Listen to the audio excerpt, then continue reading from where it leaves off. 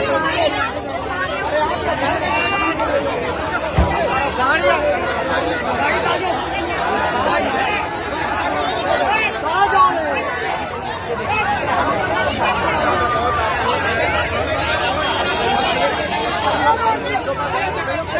नमस्कार, मैं हूं शीतला तिवारी और हमारे साथ वरिष्ठ पत्रकार भालचंद पांडे जी हैं। आज प्रयागराज के अंतर्गत जो है एक घूरपुर में जो है घटना हुई है। घूरपुर थाने के पास में ही जो एक भीटा गांव है। भीटा गांव में एक व्यक्ति जो है सड़क के किनारे जो है सो रहा था। जैसा कि आप जानते हैं कि गांव के लोग जो है मड़हा छाते हैं, तो सड़क के किनारे जो है यानी घर से 100 मीटर दूर सड़क के किनारे मड़हा के नीचे जो है वो सो रहा था रात्रि में। और सुबह भोर में जो है पत्थर से उसके सिर को जो है कुचल दिया जाता है।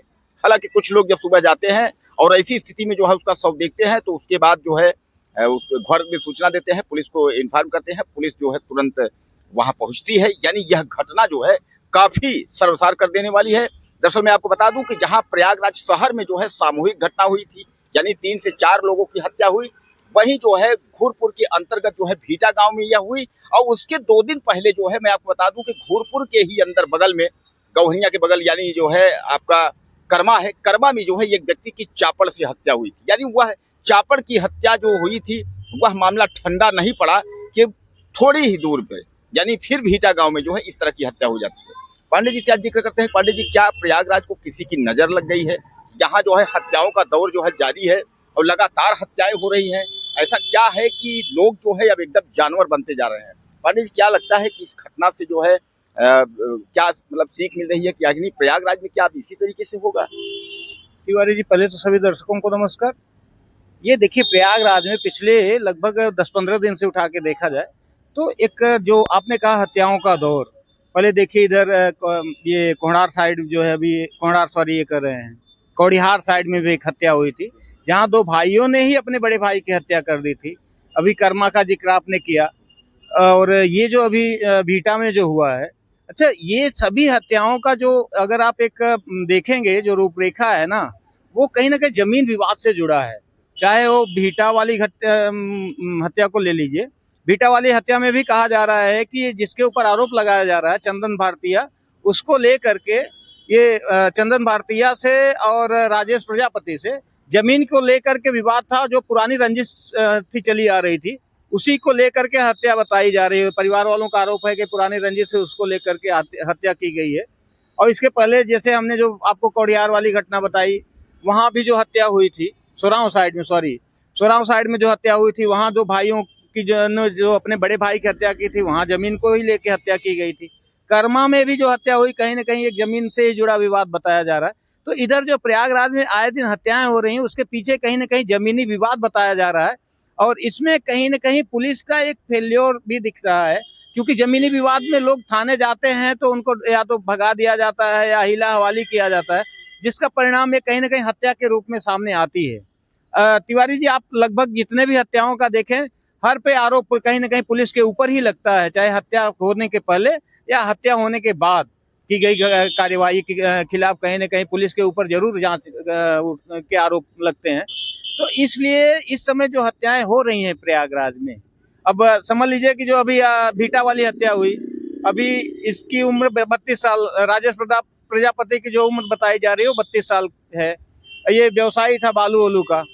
और ये जो क्षेत्रीय लोग हैं जिनसे भी बात हुई, सब ने ये बताया कि ये बहुत व्यवहारी था और सीधा था, ये बहुत झगड़ालू नहीं था। तो कहीं इस हत्या के पीछे जमीनी विवाद है, जो परिवार वाले आरोप लगा रहे हैं। चंदन भारती अभी चूंकि गिरफ्तारी नहीं हुई है, पुलिस दबिश दे रही है, पुलिस छानबीन कर रही है और गिरफ्तारी के लिए प्रयासरत भी है।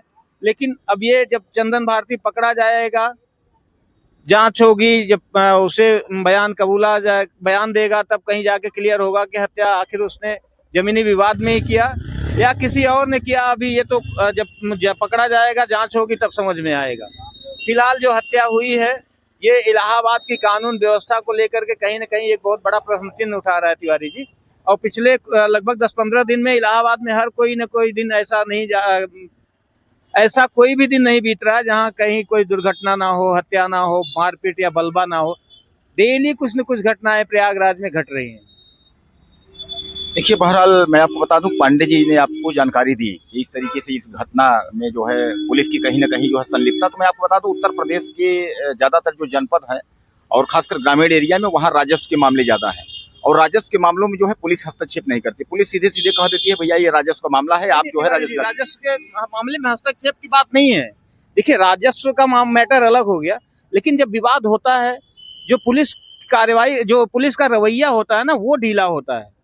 राजस्व का तो जो मैटर है वो कोर्ट में है, वो तो अलग हो गया, लेकिन जो हस्तक्षेप करना चाहिए कानून व्यवस्था बनाए रखने के लिए, जो दोनों पार्टियों को डांटना डपटना या गिरफ्तारी होनी चाहिए, वहाँ कहीं ना कहीं पुलिस जो है वो कमजोर नजर आती है, या पुलिस की कार्रवाई कमजोर नजर आती है, जिसका नतीजा कहीं मारपीट या हत्या में बदल जाती है। मैं ये कह रहा हूँ।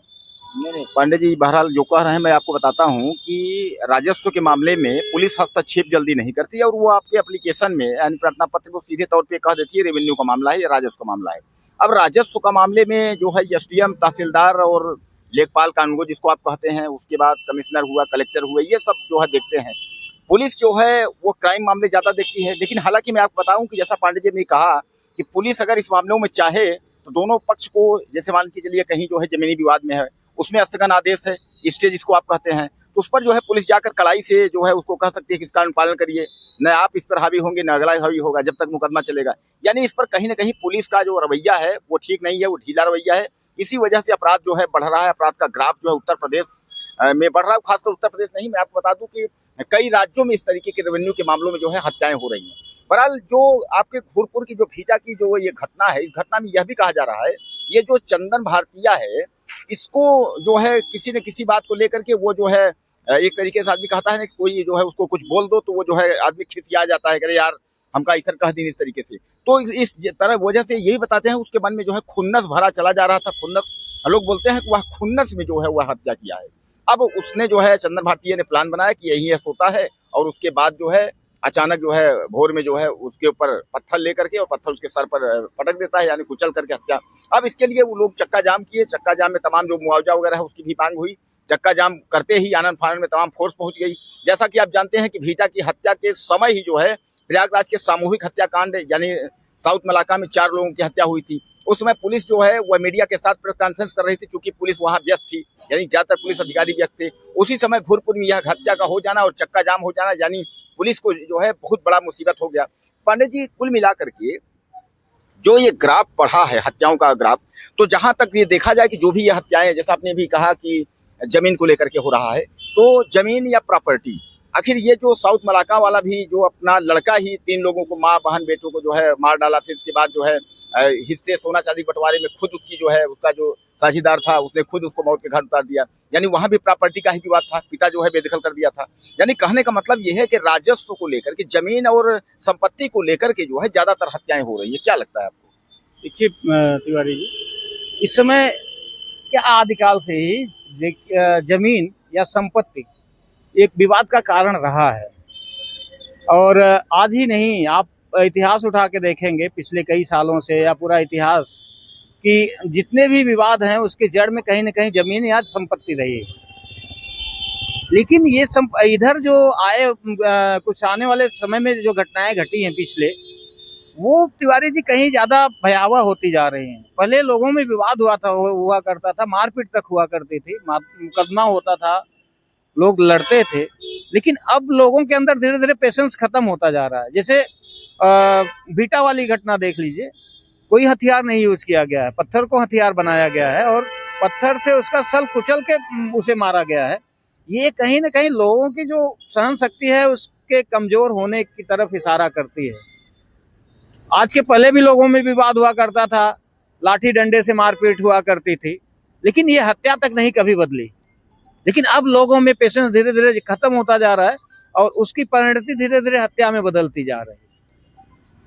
चलिए बहरहाल दोस्तों, कुल मिलाकर के जो है यह घटना का अंजाम, यानी अब कुल मिलाकर के चंदन भारती जो है उसको जेल भी होगी, सजा होगी, फांसी होगा, जो कुछ भी होगा। यह मामला चूंकि काफी जो है बड़ा मामला है, लेकिन सीधे सीधे बात ये देखना है कि अभी वह व्यक्ति को गिरफ्तार होना, उसके बाद उसको गिरफ्तार के बाद जो है उस पर जो है वैधानिक बड़ी कार्रवाई करना, क्योंकि जो इस समय क्राइम का जो दौर है और क्राइम इतना तेज इलाहाबाद में, प्रयागराज में हो रहा है, इसको तत्काल रोकने के लिए पुलिस क्या कदम उठाती है और क्या करती है।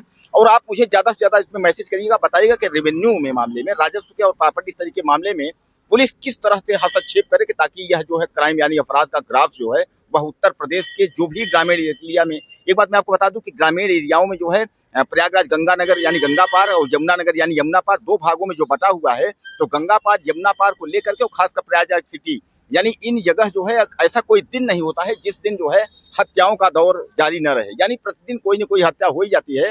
तो ऐसे में ग्राफ कम कैसे होगा, आप मुझे अपनी राय ज़्यादा से ज़्यादा दीजिएगा और चैनल को सब्सक्राइब करना ना भूलिएगा। अगले वीडियो में फिर मिलते हैं।